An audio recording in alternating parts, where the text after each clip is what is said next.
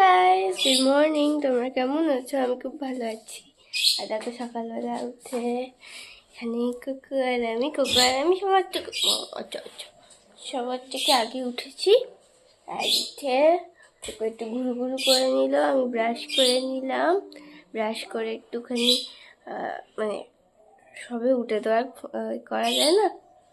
উঠে আমি তোমার সাথে একটুখানি তারপরে একটু পরে করে নিলাম ওই 21-এ। যাই হোক, এখন কটা বাজে? 22 বাজে। দেখো দেখো কী করছে, দেখো কী করছ, বুঝো বুঝো বুঝো বুঝো। দেখো চাচ্ছিস কেন ওরা? আরে 7টায় উঠবো ভেবেছিলাম, আমি স্বপ্ন দেখলাম।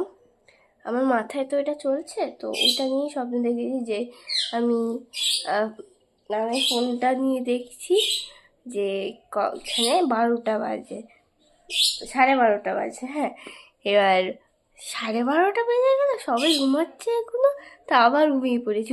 মানে আমি স্বপ্ন দেখেছি এই জিনিসটা।